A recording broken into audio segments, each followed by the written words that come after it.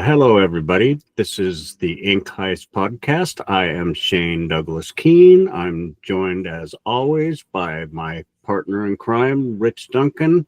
And today we are joined by author and friend John C. Foster.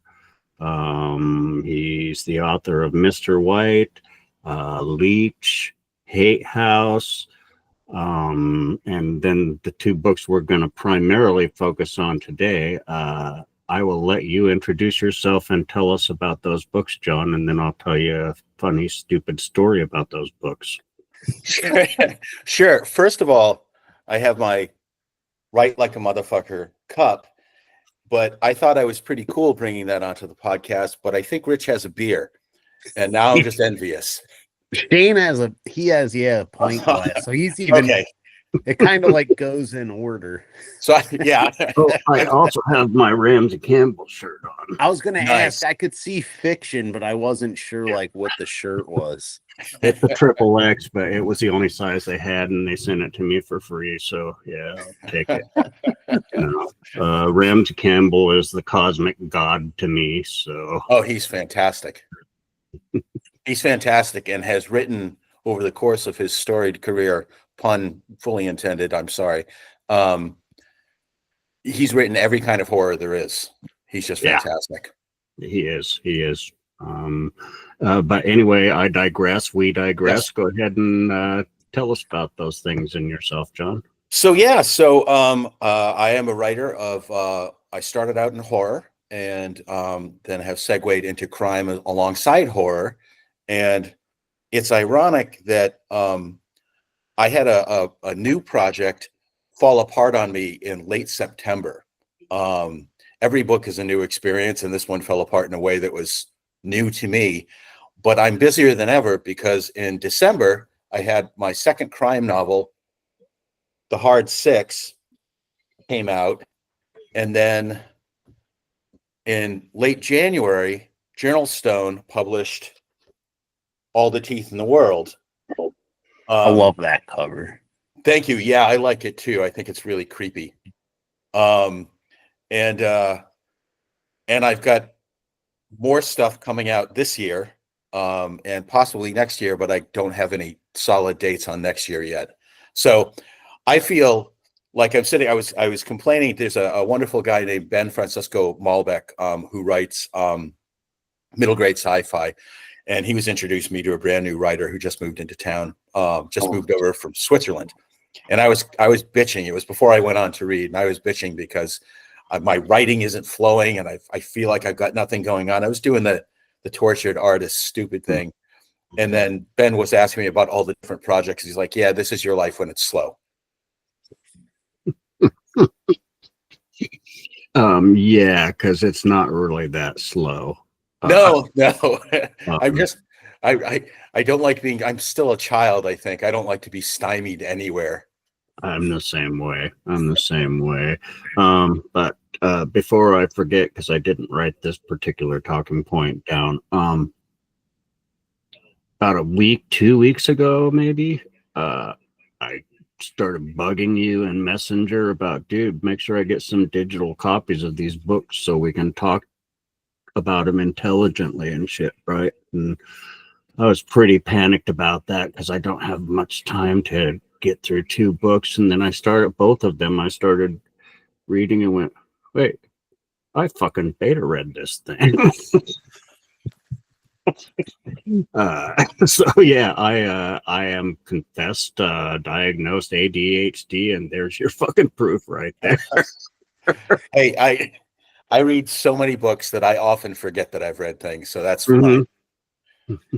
Well, and two, because like when Shane was telling me about that, and I forget when, but I feel like it was like a little bit ago that he told me he was reading it for you. All the Teeth in the World was the one that he had mentioned, but I know he said both. But I was like, when he said that, when he's like, yeah, I started reading them, and I think I beta read these. Like, I remember him telling me about them, and it seems like it was a little bit ago. So I was just curious, like the kind of the publication trajectory, especially for that one. But like, I feel like, we've been following you for a little while, and it seems like this might be your busiest year in terms of stuff coming out. So I was just curious about like the whole like timeline of all that stuff.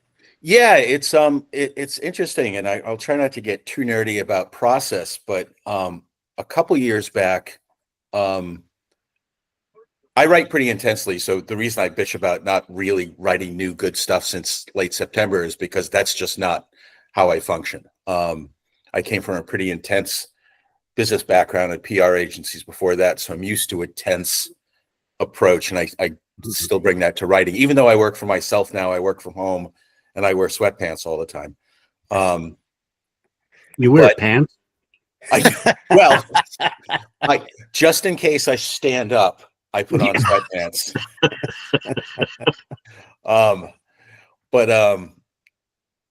But a couple years back, I decided that I was getting too comfortable and not reaching out enough to work with new publishers.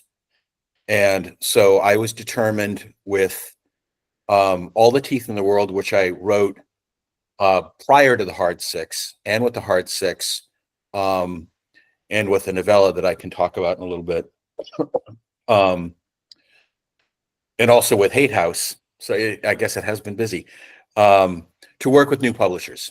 Mm-hmm. And that takes a little while because I don't know them. And so I was sort of starting from ground zero. So 2 years ago, I felt like I had fallen off the face of the earth. No one knew who I was anymore. I had nothing to talk about, no new projects. And in the early part of the year, 2 years ago, Encyclopocalypse reached out to me, and they were really fun to work with. And they said, we really like Hate House, and we want to do it. And I was like, yeah. And then months go by, and I can't get arrested. Nobody likes John Foster. Woe is me. And then in December, both the Hard Six and All the Teeth in the World were picked up in the same month. Damn. Yeah, it was crazy. So I've been doing this for a little while now, but it's funny to make those, what I almost feel are like rookie mistakes, just psychologically, and thinking that nothing's moving, nothing's happening. I think it took Journal Stone, wasn't quite a year, but close to a year to pick up All the Teeth in the World. Mm-hmm. And they had like over 1,000 submissions in their window or something like that. Yeah, it was just insane. So I finished the year. I went for months with all this chagrin and despondency, and then I finished the year going, fuck yeah, man. But I wrote All the Teeth in the World. This is an idea that I had, I sat on for years. Much like Hate House, I was fascinated with Hate House. I was fascinated with the concept of spite houses for a long time, but I had no idea who the characters were. Without the characters, I can't write a story. Hardly an original observation, but for me, characters really are story. I don't begin with plot. So I had an idea. I fascinated by the concept of the wild hunt, which, just for people that aren't familiar with that, it's a European myth. It takes sort of different forms in Western and Northern Europe. But essentially, it's like the elemental spirit of the idea of the hunt itself. And in all the different versions of it, in some places they're wolves, and other there's hellhounds. Up in Scandinavia, in some parts, it's actually Odin is the hunter himself. Mm-hmm. But once the hunt marks you, you cannot escape. And I think that's fucking exciting as hell. And so I long have wanted to do something with that. And living in New York now, which I love so much, I love to make environments very much living characters and breathing characters. And I thought, how awesome to take this nature spirit and put it in the concrete jungle of New York City. Right. And then that's how far I got. And then it was just sort of the loading window for a couple of years. It's funny, I'm going to be talking to Dan Brom for Cemetery Dance soon enough about this book as well. And he knew about the idea before I had anything other than the wild hunt in New York City. Because I remember we were out one night and I was telling him about it, and I was like, but I don't know what to do, but I really want to do something. And he was very encouraging. A little, just real quickly, a little Yeah. self-pimping since you mentioned Dan Braun. Dan Braun is going to be here live on May 9th to talk about great. his new book. So Yeah. I'm excited to see that one. It looks like he's returning to what I think of this as Lucius Shepard vibe. Which is the thing that made me fall in love with him in the first place. Yeah. Yep. Yeah, he introduced me to Shepard. Actually, I found Dan first. Same exactly. He told us about it on this podcast, actually. Oh, right on. And I went and got the Jaguar Hunter, I think it's called. I don't remember. But amazing. Yeah, I think that was my first Shepard as well. Yeah, it's really, really good stuff. Well, that's fun. You'll have fun with Dan. Yeah. I think he's down at Scares That Care right now at AuthorCon. Yeah. Which some lucky people. I know. I'm missing. I'm feeling serious FOMO now. Seeing, everyone posting about it. But I went a couple years ago and drove down with Nick Kaufman, and it took us, I don't know, 8 or 9 hours to drive down and over 10 to drive back. And the last part was solid traffic on the Jersey Turnpike and then trying to cross on the highway through Staten Island. And it was just hell. And we were like, I don't know if we're up for that kind of road trip anymore. Not that long. No. When I was a young man, I drove clear across this fucking country pretty much, Yeah. I've done that drive twice, but I was a much younger man. Yeah. Now it's like I'd have to stop every 3 hours and take a nap, have a beer to replenish. Yeah. That I used to do a lot of driving with my old job too. And but John, I know you said because one thing, it was interesting to hear you say like kind of how the initial idea was it more, and because I wrote this in my notes, like the thing that I like about it, I'm about halfway through that one. I read all of the hard 6. I'm halfway through here. But it was like, it takes a lot of like folk horror elements and kind of that old world, sort of mythology, and then like you said, placed it into like modern times. I know you kind of answered that when you said, your pitch, it was like, that concept in the city, but like, did you consciously have the idea of like, oh, I want to take kind of like an older myth and set it in like this modern setting? Or was it literally like the hunt and you kind of like that aspect of it and then putting it in the city? So is it more like time based, or did you have the whole plot? Both. I didn't have the plot. I had the ideas. One of the things I'm fascinated by is the concept of the genius loci, the spirit that's sort of a place and attached to a place. And the hunt obviously is a mobile thing, but it's also the wild hunt is a European thing. And I liked the idea of stranding the spirit of the wild hunt in North America. North America is old and has its own spirits. And so the story starts in the White Mountains of New Hampshire, which are old mountains and sort of beaten down mountains and such, and then moves into the city. And it's the modern city with all, technology and all that sort of stuff. It's not that I feel sympathy for the wild hunt, because it's a pretty malignant thing in my story. But it's a very unhealthy environment for the wild hunt. It does not belong here. And part of the reason that it becomes so, the hunt itself is kind of a vicious thing, obviously. You're going to be torn apart by wild animals and such.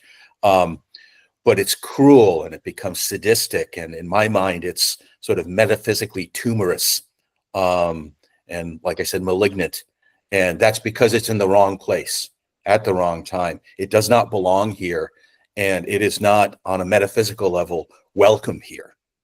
And so taking those ideas and then taking modern people and having them interact, and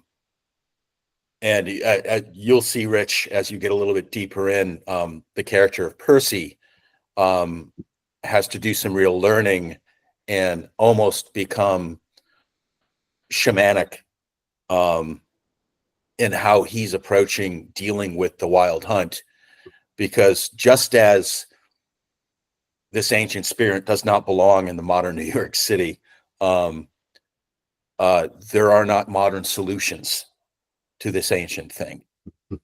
And so, yeah, so I had a lot of fun with that. And let me interject. I had a lot of fucking fun reading that thing. Awesome. It's been a while, and I remember just certain aspects of it. I remember comparing it favorably to some of my favorite Barker works. And High praise indeed. Yeah, and I stand behind it when I say, get this fucking book, read this book, you'll love this book. If you're a horror fan, there's no way you come out of this not going, yeah, you know. So Barker is a huge influence for me. He is one of the writers that helps me be fearless when I write some things. He's also helped me be fearless specifically in putting sensuality, and I don't mean just sexiness and stuff, but using the sensual in horror. And I'm thinking of one particular scene that I won't give away right now. But it gets very sexual, but very horrific. And that's definitely coming from having read so much Barker. He did that for me too. He really opened me up style wise with my poetry and everything, because I read the books of blood, and they were so horrific and so gory, but so fucking sensual and almost a turn on sometimes, you know. And it's like, I want to write like that shit right there. You feel that shit, you know. Well, yeah, you know, when I first, because I read Books of Blood first as well, and I had tried to read Barker when I was younger, and I kind of bounced off of it. I think I just wasn't mature enough. Too, buddy. Yeah, and when I reapproached it later, I realized that he was so uniquely taking sensuality and using it in horror and showing horror through the lens of sensation. And you know, like the Cenobites and all that sort of thing. And it's just the fact that you're actually finding an ecstasy through all this sadism and stuff like that was wild once I finally got it. And it hooked little wires into your whole skin organ, you know what I mean? There's just chills up and down. Yeah. And they would literally probably hook wires into your skin. Well, yeah, chains likely. Right. But we were talking a little bit about process, and I'll jump to the other book for a second, and then we can go wherever you want to go. But conversely, The Hard Six was easy to write. I had an idea and I had a character, and I started working on it. And it was around that time that I also watched a Netflix documentary. I forget how many parts it was, but it was like 6 or 7 parts, I think, about Jeffrey Epstein. And it filled me with such rage and disgust. And I won't give too much of the plot away, but there's a main plot where he's looking for a particular kid, but he gets drawn into this underground war against sex trafficking. And there's a mobile party for the richest, most famous people in the world where they traffic kids. And that was, I can't personally get my hands on Jeffrey Epstein, but in this book, I can send a giant fuck you to people that are like that. Yeah, at least my character's gonna fuck someone like him up real Yeah. bad. Yeah. But that book was a much simpler process, and that's why every damn book is just it's a whole new world you're starting. And I look at it when I start writing, it's like, okay, I'm in this for probably at least a year, if not longer. Mhm. With some of the books, with All the Teeth in the World, and then last year's Hate House, it was several years. Yeah. From initially saying, wow, I'd like to write about, pens, to actually coming up with a plot and a story Yeah. and characters. I think that's kind of typical with some authors. I mean, I hope so, because most of my story ideas are still sitting in a notebook waiting to germinate, Oh, and wait, congratulations on Moth Frenzy. Oh, thank you Yeah. very much. You're I welcome. appreciate You're that. welcome. Anybody who cares, Moth Frenzy was nominated for an Elgin Award. So that's that was pretty so cool, and Very cool. was unexpected. I think I peed and cried a little bit. An appropriate response. I'm in awe of poets because I can't do it. I'm in awe of authors because it's just fucking painful for me. It's like I love every story I've written and published, but it hurt making them come out. Yeah. It's like, I just about made a bad analogy. I won't do that on the air. Sorry, guys. That's okay. That's okay. My analogy for my poetry is, if you remember back in the 80s, remember Warrant? Yes. So not anyone's idea of like musical geniuses. But now think of the B-side of a Warrant album. Now think of the lyrics to a song that wasn't good enough to make it onto the B-side of a Warrant album. That's my attempt at poetry.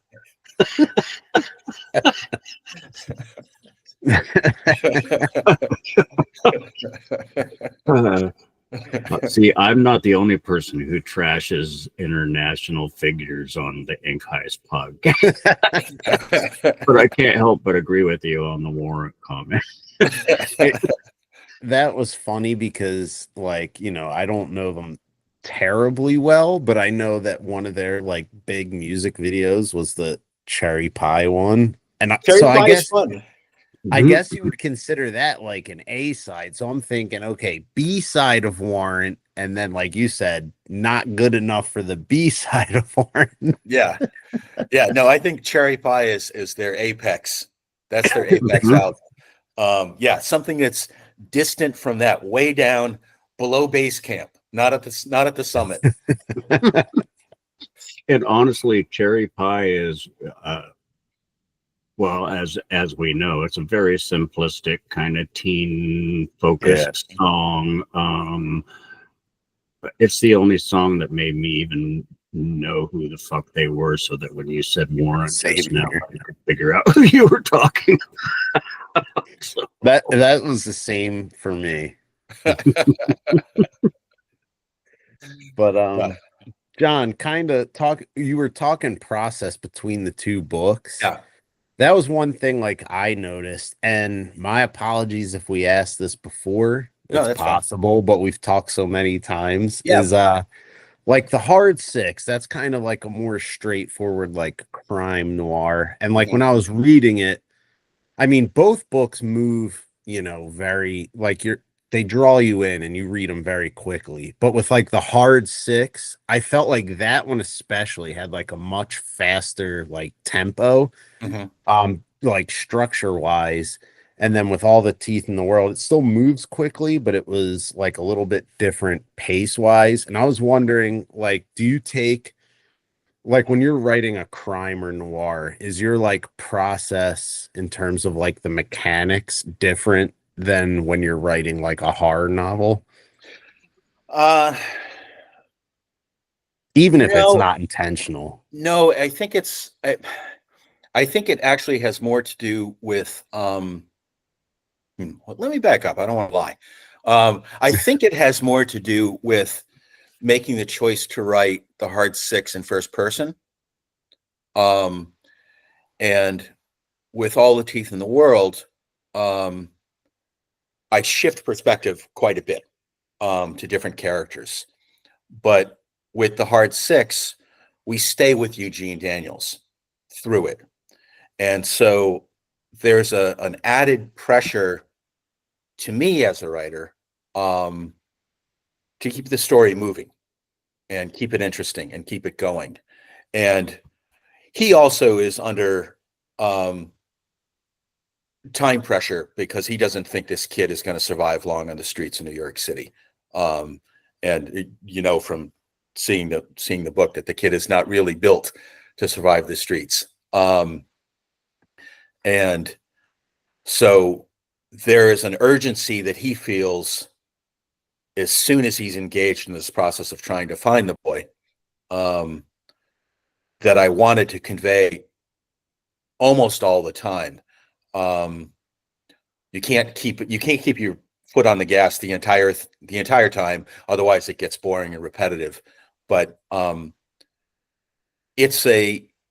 think because there are fewer moving parts in how I told the story, I think of it as a tighter story. Whereas All the Teeth in the World, I mean, we're literally dealing with an ancient being from the old world. You know, it's a bigger story that I fit into a small environment in the city, and a little bit in New Hampshire. With a lot more moving parts too, kind of. Yeah. And more relationships that I had to really navigate, because with Teeth, as I said earlier, you know, character is story for me, which is something many writers have said, obviously. And so a driving part of the Hard Six is the bad relationship that Eugene had with his father, his absent and now dead father, and how much that fucked him up, and how much other characters coming into his life now replace the father figure and become teachers and such, particularly a guy named Tooth, who I had fun writing. And with All the Teeth in the World, one of the things I really wanted to focus on was the power of platonic love, and in particular between the two longtime best friends, Leslie Ward and Percy Kronk, and how that's as powerful as any other kind of love. And so, so for me, that once I find that kind of thing, now I've got a hook, and I know how to manipulate my characters, or just listen to them and let them go. I forgot what the initial question was. No, that's perfect, because I was basically asking, like, if you kind of took like a conscious different approach to the two stories.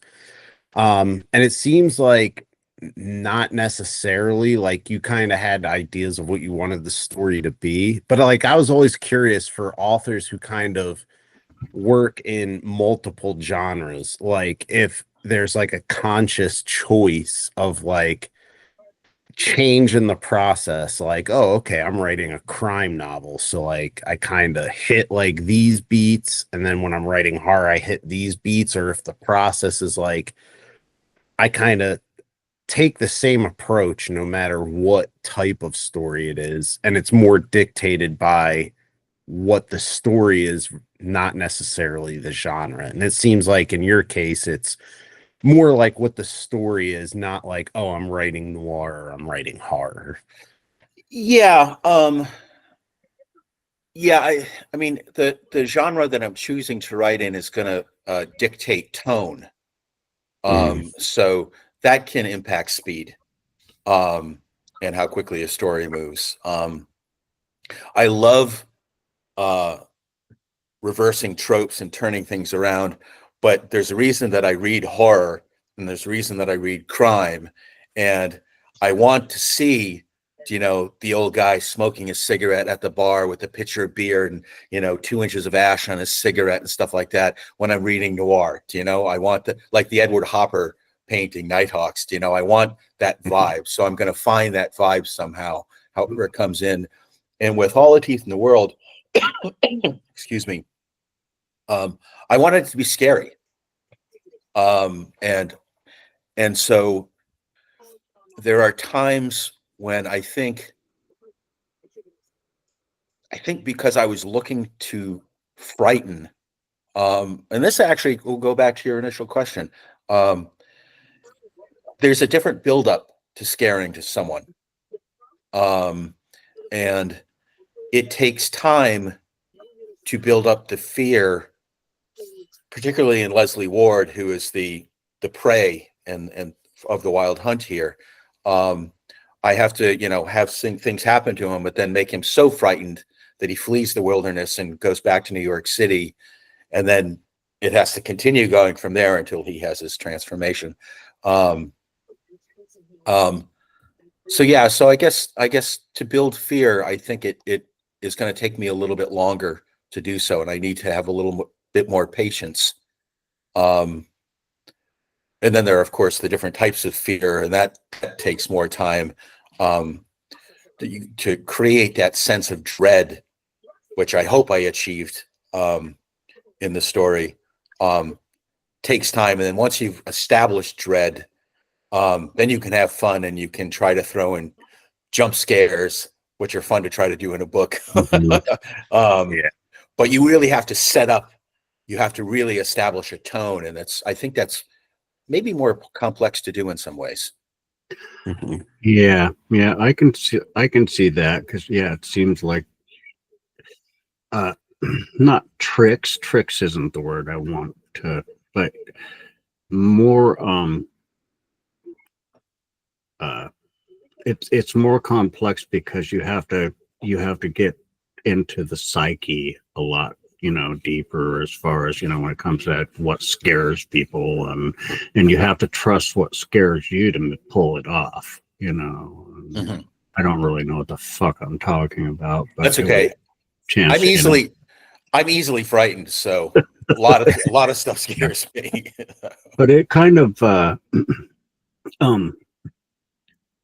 even All the Teeth in the World has a very noir feel to it sometimes. And I think I mean, it's weird to say, but I haven't really read many books or stories that were set in New York City where the city didn't become part of the staff on hand, you know. And it is to the vast majority of us who've never actually been there. It's very noir city anyway. It's got a reputation. It's got legends and myths, and it's got the deuce, and, you know, I mean, you know, so it just has that electric vibe anyway, that dark electricity. And so I think you had mentioned earlier about how the setting kind of becomes a character, and I can see how New York City itself became, I mean, just like a very dark character in that story in some ways. You know. Yeah, it's fun because I, you know, wrote these within a couple of years of each other, so I got to spend a lot of time looking at New York through a different perspective, at least different to me. And you know, Teeth is a very, again, it's a frightening story. So the city becomes frightening. Mhm. And there are also supernatural things happening around Leslie and Percy. So it's fun to manifest those things in the city. You know, there's a weird thing that happens to Leslie when he's on a subway car, and all sorts of people start coming after him. And that scene, I'm thinking of it as very much, it's the spirits are colliding.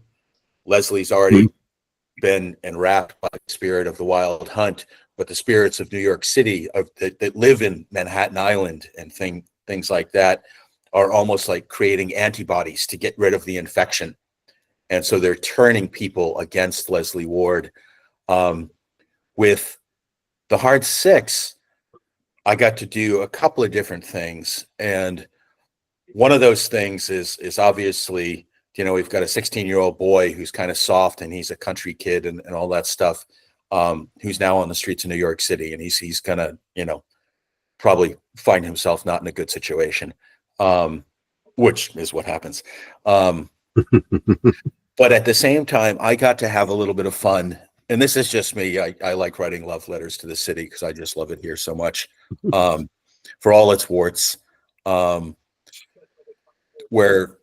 Eugene, we start the story, and he's just gotten out of prison and with nowhere to go. After being a sex worker in New York City, he goes back to the small town in New Hampshire that he fled from when he was a teenager. And he ends up going back to the city, but there's a moment where he goes back to the city and he's being followed and by some bad dudes from New Hampshire that also want to find this kid, and he's kind of eluding them. And I was having fun of having Leslie return to what it's like being a New Yorker. And to me, it's a very unique thing. And I grew up in a small town in southern New Hampshire, not northern New Hampshire. A little less rustic than what I painted. But I lived in Boston. I lived in Los Angeles for 17 years. And I've now lived in New York for about 17 years. And the New York experience is just a very unique experience to me. And there's a moment where Eugene is still running and stuff. And there's like a UPS guy, and he's pushing a cart up onto the sidewalk, and he's got packages, and some packages fall. And immediately people stop and just put the packages back on. And Leslie's one of the people, Eugene is one of the people that does this. And he realizes, oh, he's back. And that's something that I've seen 100 times and participated in myself. You see delivery people moving around. No one stops to say, help, or here, let me help you, or would you like help? People just do it. I saw there was an old lady real slow getting off the train. This big guy had gotten off earlier, and I was about to get up because she was not going to make the door. And he turned around and stopped and held the door to make sure that the doors didn't close on the old lady before they got off. And it's just, that to me was the warmer part of New York City that I got to have Eugene experience a little bit, and hopefully the reader experience a little bit, as opposed to just the dark parts, looking for where's the kid going to go be hiding or be victimized or whatnot. Yeah, I live in rural Oregon now. Everybody's kind of a dick here. Yeah. Portland was that way. Yeah. Some, people would go out of their way to make sure that those less fortunate or those who need assistance are offered that assistance, Yeah. It's cool. Anyway, sorry for the interruption. That's fine. No, it's funny you say that though, because like when you said when you were in the city, Shane, and you're like, now I'm in a smaller area and it's not like that. Same thing. I live in the same state as John, more central, upstate, New York, and it's kind of the same way, like super small town. Like it's not like the scene you kind of depicted, with Eugene. It's more of like everyone, you would think like, oh, small town people are looking out for each other, but it's not really that way. But it seems like it is that way in the city. I grew up outside of Philadelphia, and same kind of thing. I think a lot of that from a guy who grew up and has spent all his life in cities until now, pretty much. I think a lot of that is a mentality thing, that there's so many people in the city trying to beat you that the people who aren't trying to beat you tend to look out for you, and vice versa. Yeah, I mean, there are plenty of bastards, walking around. And when people are put off by New York, and they're going to probably be put off by Philly for the same reason and such. They're not necessarily wrong, but I have found more people just willing to help here, randomly, and I benefited from that help myself, and try to be someone who does that as well. So it was fun. It's fun to explore the different ways I get to show off this place that I like and put it as a character in the books and make it very alive. Which again, as you were saying, is hardly a brand new and original thing to do, but it's fun. But it's fairly original to do it very well. And where your reader actually, you know, or at least in my case, and I think Rich's too, actually acknowledges during the reading that that the city is a character. It's not a setting, not simply a setting. You know what I mean? Yeah. And that's hard to pull off. It really is, you know. So I think. Yeah. Well, I like doing it. It's fun. But I like, you know, I mean, I really, with everything that I've written, I try to do that to some degree. I remember back when I wrote The Isle, which was my second or third novel, I forget exactly. But one of my beta readers asked me if The Isle was a real place. And it is, of course, not a real place. It's not your fourth? It might have been I don't remember. Yeah, Mr. Old. White and the two. Oh, you know what? But sometimes like written and published is different because the way publishing is, you know. The Isle might have come out after Mr. White, but I wrote Mr. White after The Isle. I've got it fourth on my wall up here, so it probably came out fourth. Oh, that's bizarre. Yeah. The Isle definitely came out after Mr. White. We had you on both times about both books, I'm pretty sure. But definitely The Isle, but yeah, that makes sense. Because I mean, even like even really super prolific motherfuckers like Josh Mallerman have books that they wrote 15 years ago that they haven't even tried to publish yet, you know. I know. He is ridiculously prolific. Yes, he is. Good and so frustratingly good and compelling. Yeah, I save his books, and there are some other writers like Megan Abbott and stuff like that. I save their books for after I've read a couple of books where they're writers that I don't know, and I have different levels of pleasure and reading them. Then I'll say, you know what, I just want something fun. I want a Josh Malerman book, you know, or I want a Megan Abbott book. I know what I'm getting. I know, even if I have no idea what the story is, then I'm going to be enthralled. Paul Tremblay's another guy like that. Yeah, so I treat myself with those. I do that sort of thing too, and it's refreshing to hear somebody mention Megan Abbott. She's one of my favorite noir artisans. Nobody does it better, I don't think, really. You know. No, she can. Have you read Queen Pin? Yes, that's my first experience with her was Queen Pin. Yeah, Queen Pin is as good as anything written by Chandler or Hammett. And it's that classic style. And most of the books, it was not my first that I read, and I don't remember what my first Megan Abbott was. I just remember people talking about her, and so I thought, oh, I'll get one of these. What the fuck? I'm not even sure how to describe her genre now. It's a sui generis Megan Abbott. Yeah, there will be crime. There's probably going to be sex. There are going to be people that shouldn't be frightening, who are frightening and capable of really terrible things. There's one book, and I won't give away which one, but there's no overt crime, and in this case, it's a killing until like 2/3 of the way in the book. But you're riveted on the story, and it's got so much tension, and I look at this and I'm just, you know. Yeah, she is a master analyst of the human condition, I think. Absolutely.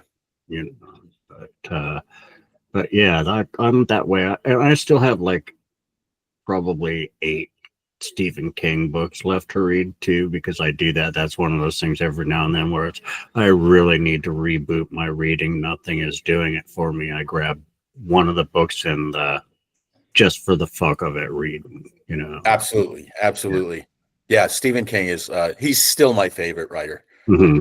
I've had more enjoyment from his writing over the years than any, 5 writers combined. Um, Yeah, I try to be a naysayer. I try to say, yeah, fuck that guy. There are better writers out there, but I'm lying. There's not, you know. I it's mean, just it's yeah. enjoyable. It's enjoyable. Mhm. And um, there's another writer I want to mention just because I'm reading the book now, and I've sat down twice, and in minutes it felt like read 30 pages at a pop. But Krista Faust, I don't know if you know Yes, her. Yeah, she's written the 3rd novel with her Angel Dare character. yeah. I've only read the Angel Dare novels, but I love both of those novels that I've read. Yeah, and this one is just humming along and has already surprised me. So I hope she continued. Well, I don't know what's going to happen in this novel. Things are bleak right at the moment. 60 pages in, but As they will be. yes, but she's a lot of fun because Yeah. she takes her background as doing um, she was a peep show dancer in Times Square and a Mhm. dominatrix and things like that. But she's got this great noir sensibility, and can write with a very classic vibe, but in a very modern setting with a character that is not a gumshoe, not an ex-con. It's a former porn star, Mhm. and it's what a Yeah, great twist. the first book starts with, is it called Money Shot? I think it's Money Shot. But it literally starts with her getting a call to go on a porn shoot. You Yeah, know, at least yeah. I got to meet her a couple years ago at BoucherCon, and she was really nice. yeah, yeah, she Um, seems like it. yeah, she was cool. Uh, I met Megan Abbott briefly at the airport, briefly, and I did not fanboy out. oh, dude, I might faint. Well, we were both waiting to board, so I think the tension of waiting to board helped Yeah, keep my fanboy in check. yeah, Also, I a didn't want to little creep around. methamphetamine there. Yeah. Right? Yeah. It's interesting what you said about Krista's book, and that's what I was going to ask you, John. Mhm, With the hard 6, like Eugene, mhm. he had that reputation as like Mr. Madame, Mr. and Matt. Yeah. yeah, Madam. And you go through like, and you give his backstory, and he started off as kind of like a low level, sex worker, and then he worked his way up. And I was curious because it seems like there's a lot of parallels, like you were saying with like the Krista Faust books, is like he's a very non-traditional noir like main figure. Like usually, like you said, it's like a gumshoe or a detective. And he kind of takes that role on, but it's less because like he has a background in like investigation and more so his like street knowledge. Right. And I was just curious, like, where did you get the inspiration from for that? Because like you said, it's usually a gumshoe or something like that, but in this case, it's like a completely non-traditional main character. Well, I'll go out of order, but one of the things that was a lot of fun with writing Eugene, um, having to become an investigator, is that he's not an investigator. And so I got to take my own knowledge of the city, um, experiences, some people that I know that were runaways when they were younger, and things like that, um, and research that I did, and try to figure out how would this non-investigator investigate. And you're right, he's not a traditional investigator. One of the things that we discover is that he needs help. So when he falls in with these other people, he's only too happy to make the trade, and use his salacious reputation for their benefit. Well, they use their actual professional skills for his benefit to find the kid that he's looking for. Um, but I got the idea. His nickname, of course, is Wrecker, which sounds tough, but it's not because he's tough. Because that's one of the things that's also fun. He's not a wimp, um, but Eugene Daniels is not a tough guy. He's not like Rooster, you know. Yeah. Rooster goes into a room and he's probably the most dangerous person in the room. Not so Wrecker. Um, And but he got the name because he was a homewrecker. And I first got the idea for this character watching Stranger Things, believe it or not. And remember there was you know there's a redheaded girl, and I'm forgetting her character name. Yeah. And she becomes part of the main gang, but she has an older stepbrother whose name is Billy, and he's a bastard. Yes. Yeah, he Um, sucked. yeah, he's an awful human being, but he's really good looking. And there was one episode where he was like a lifeguard at the pool in whatever the little Yes. town is, and all the moms are watching him as he walks by, and he's kind of, you know, eyeing them too. And then later, one of the boys, we see him show up at the house, and the mom answers the door. And the implication to me was hanky panky. And so I had that idea for my character.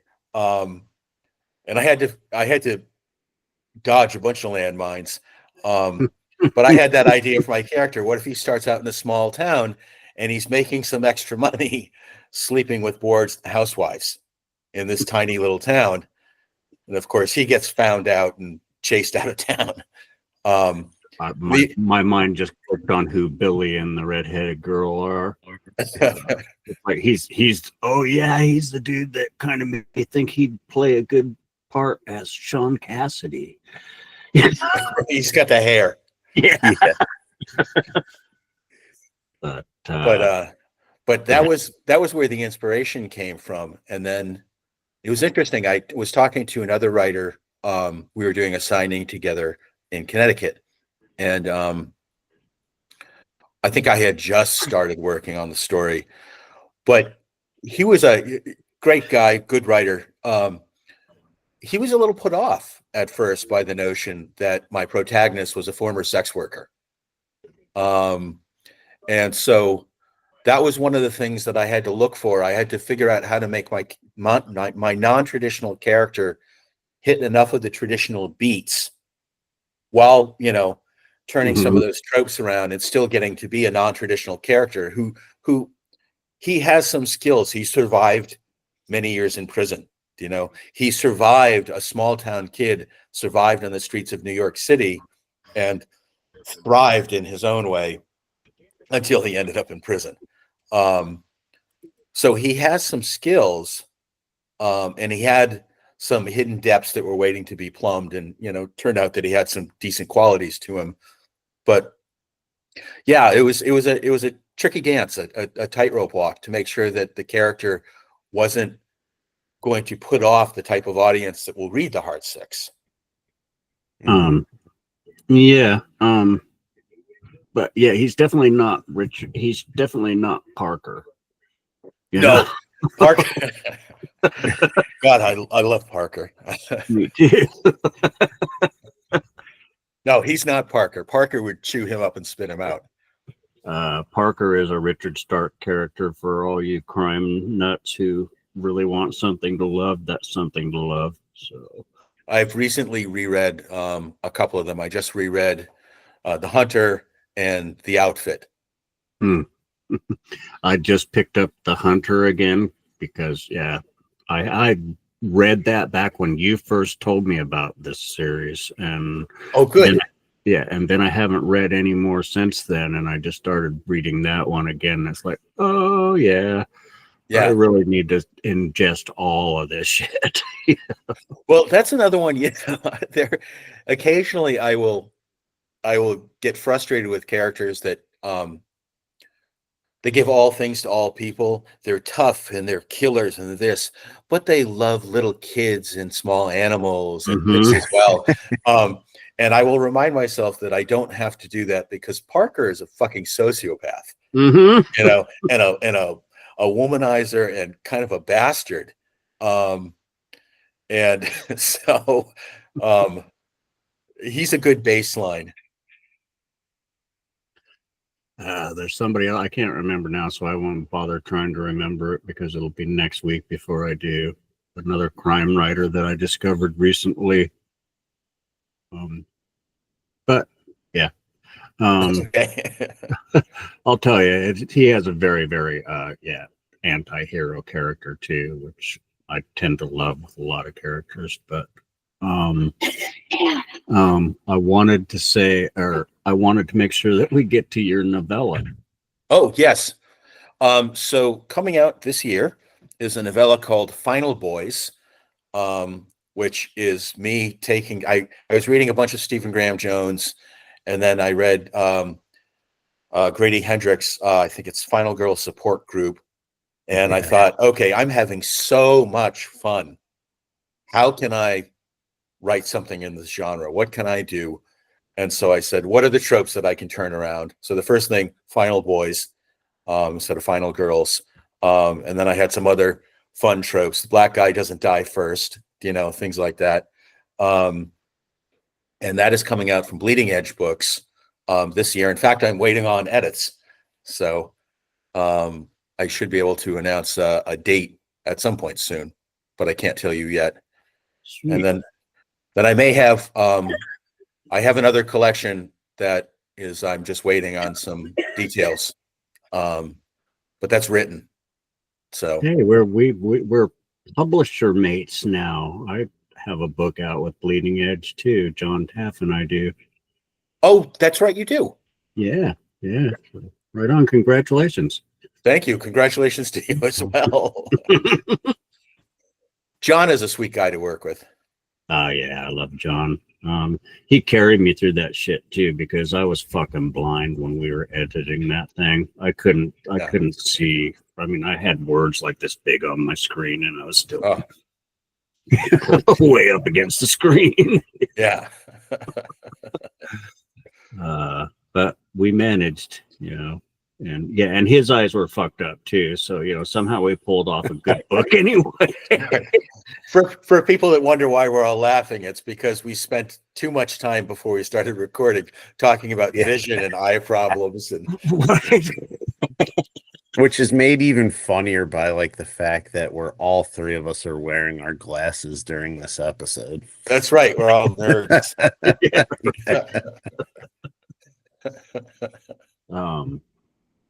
That's actually wonderful to hear, though. Anything new coming from John Foster is wonderful to hear, and the collection, the short story collection, in particular. Not in particular. I'm sorry, I misspeak there, but it's a rare thing from you, so it's really exciting to hear that that's coming, because you've written some of my favorite short stories. Oh, thank you. I think the one that stands out the most, if I'm remembering correctly, is in Lost Signals. Oh, yeah, that's ended up becoming Leech. Yeah, and so I'm a fan of the short stuff too. So, well, I will have. It's called Strange Stories for Strange Times. And hopefully I'll have some details that I can share soon. I will definitely let you guys know. Excellent. One thing I have to ask, and yes. I always say this is because I always say like, oh, I'm the series guy. Everything has to be a series. Without spoiling it, like the Hard Six, I could see you writing more stuff in that world. Is that a possibility? Yes. Did you like intentionally write it that way? Okay. Yes. Yeah. I had a lot of fun writing Eugene. He's a very fun character to write. In particular, I won't give too much away, but this is a guy that's surrounded by sex, obviously. But in the course of our story, whenever there's an opportunity or he has some interest in sex, he's somehow stymied. And I was just having fun with, this is a guy who just doesn't have a lot of formal education. He's not stupid, but he doesn't have a lot of formal education. So there's a time where, he meets this woman and she has an accent, and he asks what her accent is. And she says Flemish, and he has no fucking idea what Flemish means. And so he's fun because he's not a bumbler, but sometimes he's a bumbler because he just doesn't know. I confess that while I was reading that character, even though he wouldn't fit in a role as a sex worker, I kept picturing Eugene from The Walking Dead. Yeah. Oh yeah. Like, except for the sex worker thing just didn't work in that character. The funny thing is, I got the name Eugene Daniels, and I didn't realize it until after I had written the book. There's a TV journalist named Eugene Daniels, who's a brilliant, well-educated, politically astute, brilliant dresser, gay black man, which is none of those qualities except the name Eugene Daniels made it into my character. And I realized that one day he was introduced, and he was a talking head on TV, like at the White House. And I was like, holy fuck, that's where I got the name. How did I get the name from this brilliant person and give it to my character? I do shit like that all the time, though. It's and sometimes to my detriment. Like, I'll write a really super killer line in a poem, and then I'll be sitting there listening to some fucking death metal album or something, and go, "Wait, that's my line." It's like, oops, right. Oops. But I totally lost my train of thought because I went on that track. That's okay. Sorry. Save me, Rich. Well, we were talking about like the possible series of it, and I was just like I said, there's so many great characters. Like I like the idea of kind of what they were doing. But like I noticed, and I don't know if this was a conscious thing or like if it's just some random thing that I'm totally off the mark on, which is possible. But it seems like a lot of like your more recent stuff that I've read, there's kind of like a, and more so than like the traditional kind of like plot structure of like the character needs to change. It seems like there's a lot of like, especially in the Heart of Six, like a redemption arc. Mhm. And I was just curious, like, is that something you've kind of like been more interested in or always been interested in? Because like I said, more so than like your normal, like, oh, the character has to undergo a change. It seems like there's like a theme of like characters redeeming themselves. Like they might not necessarily have the greatest past, but they kind of, make up for that with their actions in your stories. I love redemption arcs. I love redemption stories. And so with the Heart Six, it's very intentional. And he's a character that he does not have a great past. And he was not a great person. His actions, he was young and stupid and whatnot. But I enjoy giving a character like that an opportunity to redeem themselves even at great cost. And so when he falls in with these other people that are going after underground sex traffickers and stuff like that, he's inducted into a war basically, and given a chance to go after something much bigger than his own personal desires and personal goals. When we start the story, he's right out of prison. He's been selfish. He doesn't know what he's doing. And he kind of takes the gig because he has nothing to do and they pay him money. Yeah. But by the end, he's much more than that. Conversely, I also like stories, and I like them both in noir and in horror, where characters are hoisted by their own petard. And they make decisions that they can't escape from. Right. It's like Mr. White kind of starts out feeling like a redemption story, but it sure as hell comes around to something other. Yeah. I've talked about that on. I did a panel at BoucherCon, and they wanted us to talk about do you need to punish your villains? And I told the moderator, excuse me, I said, how about punishing your protagonist? Because that one he has to suffer, and he set things in motion, and I don't know that anyone deserves the attention of Mr. White, No. but people around Lewis, that's the character. They pay and he pays. Yep. That was a fun book. They're all fun books, though. That was another one that I wrote it very quickly. I had an idea. I had that and the Isle at the same time, sort of competing, and something wasn't working with Mr. White. So I wrote the Isle, and that was a tough one to write. It's a very luxurious is a stupid word, but it's a very textured story and all that. And my father had just died. So I kind of wrote my way through. So there's some of the darkness, I think, that's in the Isle came from where my head was. But Mr. White is very kinetic and fast. And there's a lot of it is a chase. And that one I just wrote, but I guess the book's been out for years, so I'm not giving a ton away, but it was really hard for me to figure out a way for Lewis to win in that situation, whether he deserved to win or not. Yeah, but problem solved, bro. There's always alternatives. Yeah. Interesting.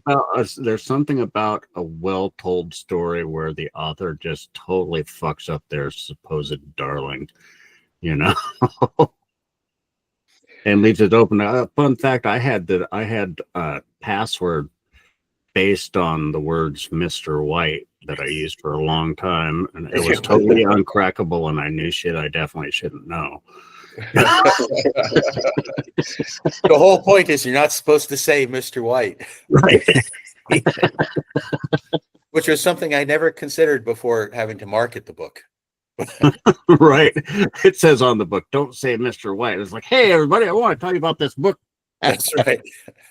It's funny, though, because it was kind of like you said, it was kind of like prohibitive, but also like it made everyone say that, like come up with like fun things about it. Right. But the thing, like we were talking about Mr. White, and that's like one of those stories that like still I think about, and I know you've briefly, I'm not going to hold you to it, you briefly mentioned like maybe continuing in that world. But I feel like the more, and it's funny because of like the whole New York Times, like UAP type stuff, like it seems like you're starting to hear more about some of the more esoteric stuff that they've participated in. And like, that's what I always associated with Mr. White is like, they talk about like he was a former operative and all that stuff. And like the more that comes out now, like that stuff wasn't out there at the time, but I'm like, holy shit, like what if there is some kind of, they tried to do something like that and conjured a Mr. White. Yeah, I'm trying to remember how much I put in the book. I know where Mr. White comes from.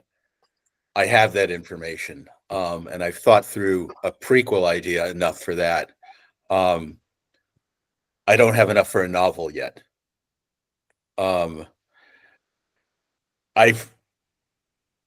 The idea of returning to Mr. White is not completely off the table.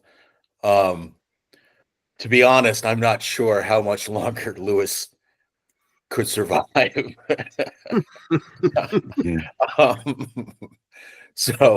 So I would have to crack that first. But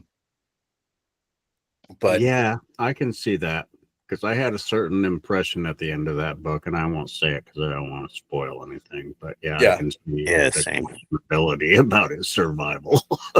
Yeah. I still have my fingers crossed. There's a fan I have who's been studying in Japan who I periodically get messages from. I'll put up an announcement about the hard six or teeth or something like that. And he's like, when are we going to get more Mr. White? See, I fuck with Keelan Burke that way. Yeah. Keelan Patrick Burke. I mess with him about that. Where the fuck is Ken 2, bro? Oh, great. You have a new book. It's not Ken 2. It's not Ken 2. It's funny. It's funny that John said that because like that's a thought I have in my head, but I'm like, don't say it. No. It's That might be the most popular book that I've written. So Yeah. And honestly, it's probably my previous favorite book that you've written. I honestly, Teeth is my favorite, though. It's the oh book wow. that Thanks. everybody should read. It's the book that should be popular.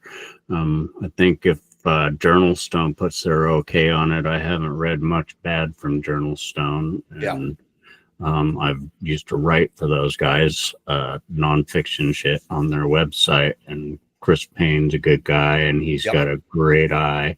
And, so, yeah, you should trust it. Well, thank you. Mm-hmm. So, my dog is sitting here licking my kneecap through my jeans, going, I'm hungered. I'm hungered. Feed me. And I got a Dodger game going on, so I'm going to bail and go watch the Dodgers and the dog. Dude, every single time, anytime you want a slot, just holler at me. We'll make it work. We'll make it happen. Thank you. It's always fun. I think it would be fun to get you and Dan on at the same time someday too. Absolutely. I think that would be a blast. It would be an interesting conversation. Yeah, we talk about writing a lot. We get together periodically in the city for Korean barbecue, so we can make that happen. I'm so jealous. You're so fucking privileged. I hear Korean barbecue and I'm instantly I know. like, why can't I talk writing over Korean barbecue? It's a pretty good way to do things.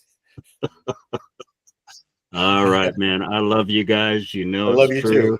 Love you too, man. Being here, John. This will air Tuesday night. Right on. And I will hit you with a link as soon as it's there. Beautiful. Thanks. I had a lot of fun. Thank you. Me Peace, too. brother. Give Linda my love, man. I will. Bye, guys. Bye.